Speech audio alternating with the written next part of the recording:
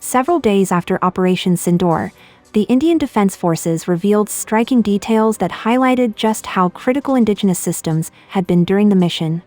Alongside them, Russian platforms like the S-400 air defense system proved decisive in keeping the skies clear of Pakistani fighter jets.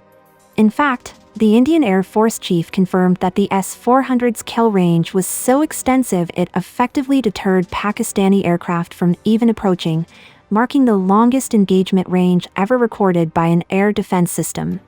At the same time, BrahMos missiles were unleashed against Pakistani military air bases, striking their targets unchallenged and exposing the helplessness of Pakistan's air defense network.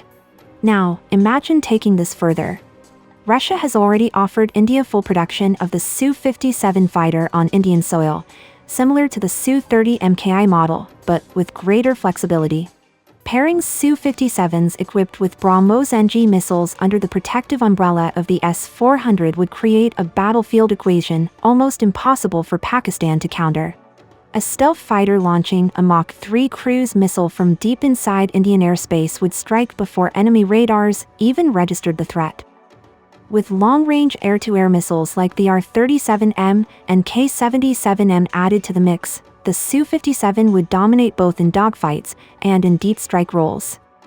For Pakistan, lacking stealth fighters or advanced electronic warfare capabilities, closing this gap would be nearly impossible, even with Chinese support.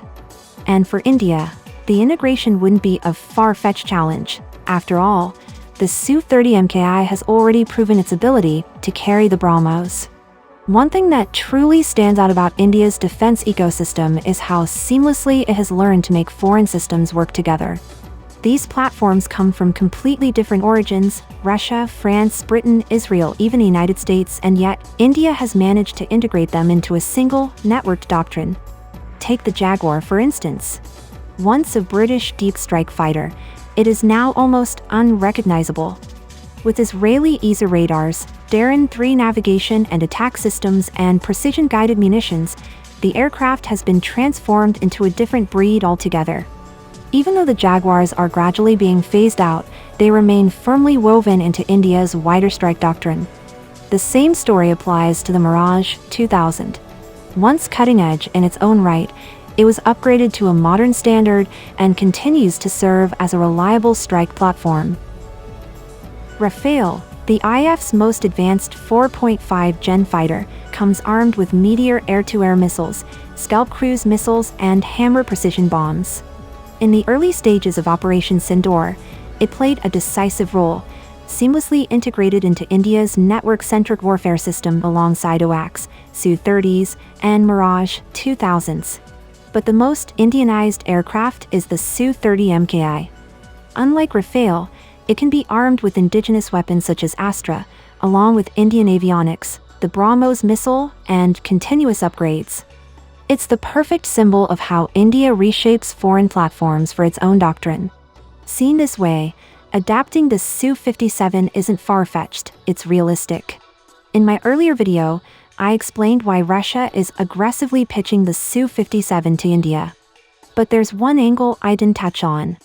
Russia is well aware that India has caught up, or in some areas even surpassed, global standards when it comes to avionics, weapons integration, and electronic systems. Where Russia still holds the edge is in operational stealth design and mature jet engines. One of the key reasons India backed out of the FGFA program was the lack of meaningful technology transfer.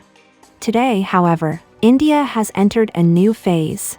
Its indigenous stealth fighter project is already in the prototype building stage, a crucial milestone in validating stealth technologies. The problem is time. Mass production is still at least a decade away. And this is where Russia sees an opportunity. Even if India only acquires a limited number of Su-57 squadrons, it would serve multiple purposes.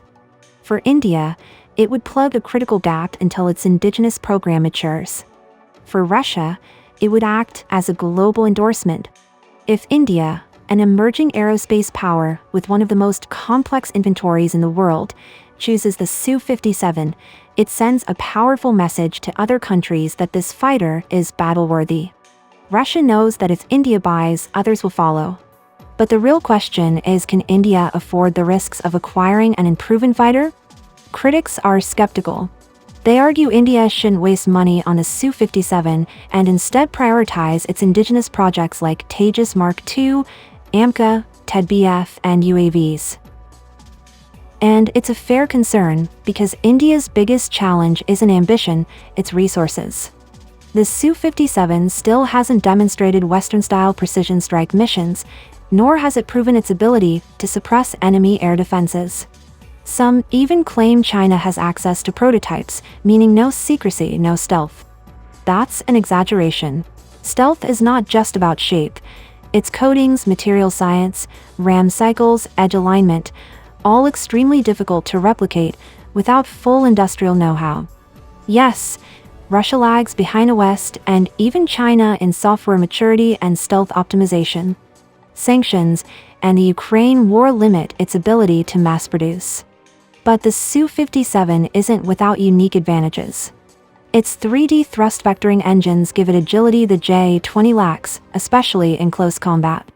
And India could approach this strategically. Think of the Foxbat story. In the 1980s, India imported a handful of MiG-25 reconnaissance aircraft.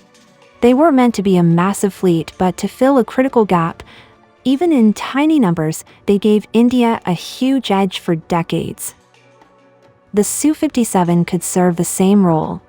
Acquiring a limited number of squadrons would give India niche capabilities it currently lacks: low observable penetration strikes, advanced networking, and real-world experience operating stealth fighters before AMCA matures.